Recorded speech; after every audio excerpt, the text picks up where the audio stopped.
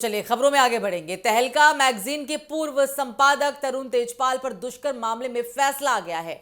गोवा में बॉम्बे हाईकोर्ट की division bench ने तरुण तेजपाल को दोषी माना है। कोर्ट ने कहा कि सजा के मुद्दे पर आज ही दोनों पक्षों की दलीलें सुनी जाएंगी। साल 2013 के यौन उत्पीड़न मामले में तरुण तेजपाल को 2021 में बरी किए जाने के फैसले के खिलाफ सरकार की अपील पर जस्टिस नीला गोखले और जस्टिस अमित जमसांडेकर की डिवीजन की बेंच की तरफ से यह फैसला सुनाया गया। वरिष्ठ अधिवक्ता आबाद पोंडा ने सजा के मुद्दे पर अपनी दलीलें भी शुरू करते हुए कहा कि यह आरोपी का पहला अपराध है और वो 62 वर्ष के वरिष्ठ नागरिक भी हैं। अदालत से अनुरोध है कि नरमी बरती जाए और भारतीय दंड संहिता की धारा 376 के तहत निर्धारित न्यूनतम सजा दी जाए। मुझे रिहाई से जुड़ी कानूनी सीमाओं की जानकारी है।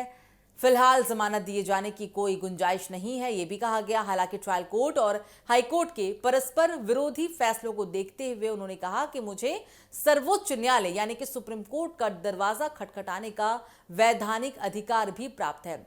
आपको याद दिला दे कि साल 2013 में तरुण तेजपाल के साथ काम करने वाली एक युवती ने उन पर गोवा के एक 5 स्टार होटल की लिफ्ट में रेप का आरोप लगाया था। 30 नवंबर 2013 को तरुण तेजपाल को अरेस्ट भी किया गया, उनकी गिरफ्तारी की गई और इससे पहले हालांकि उन्होंने अग्रिम जमानत के लिए अपील भी दायर कर दी थी, लेकिन कोर्ट ने उन्हें कोई राहत देने से साफ तौर पर इनकार कर दिया था।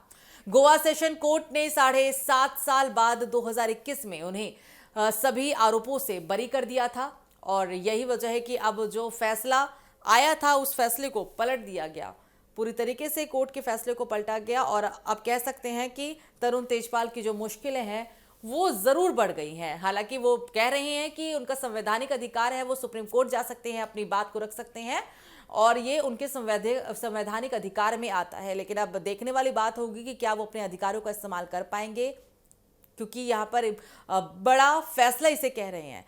अभी तक जो तरुण तेजपाल राहत की सांस लिए हुए थे, जो फैसला आया था उनके पक्ष में था कहीं ना कहीं, लेकिन अब जो फैसला आया उन्होंने बिल्कुल उन्हें चिंता में डाल दिया है।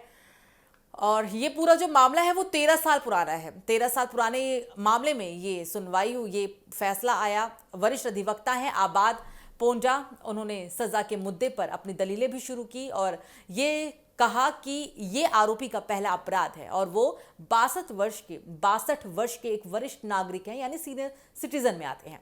अदालत से अनुरोध है कि नरमी बरती जाए, उनका कहना था। और भारतीय दंड संहिता की जो धारा है 376, उसके तहत निर्धारित न्यूनतम सजा ही दी जाए, लेकिन ऐसा नहीं हो पाया।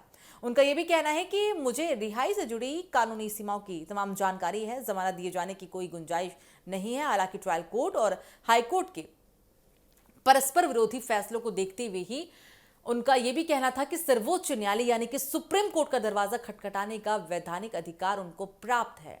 और ये पूरा मामला 13 साल पुराना है। 2013 का ये केस है जब उनके ही साथ एक काम करने वाली उनके सहयोगी ने एक 5 स्टार होटल के लिफ्ट में उनके ऊपर यौन उत्पीड़न के गंभीर आरोप लगाए। ये मामला काफी हाई प्रोफाइल भी रहा। उस दरमियान बहुत ही ज़्यादा इस मामले को लेकर, इस खबरों को लेकर तमाम चीज़ें मीडिया चैनल्स पर देखने को मिली थी और अभी ये फैसला अपने आप में तरुण तेजपाल के लिए एक बहुत बड़ा झटका इसे कहा जा रहा है।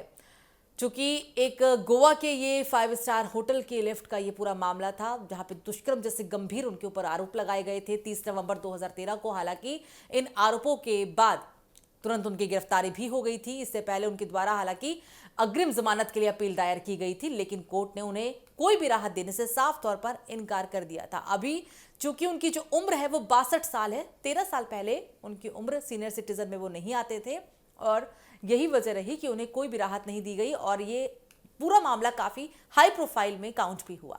गोवा सेशन कोर्ट ने 7.5 साल बाद 2021 में उन्हें सभी आरोपों से बरी कर दिया था, लेकिन अब आरोपों से बरी होने के बाद ये एक बहुत बड़ी मुश्किल तरुण तेजपाल के लिए यहाँ जरूर देखने को मिल रही है। अब देखने वाली बात होगी कि वो इस पूरे मामले को लेकर कैसे बचेंगे। इस पूरे मामले में क्या होता है अब ये आने वाला समय ही तय करेगा, लेकिन इतना तो तय है कि तरुण तेजपाल की मुश्किलें जरूर बढ़ गई है। जिन आरोपों में उन्हें बरी मिल गई थी, जिन आरोपों में वो दोष मुक्त हो गए थे, अब एक बार फिर से दोष सिद्ध होते हुए नजर आ रही हैं।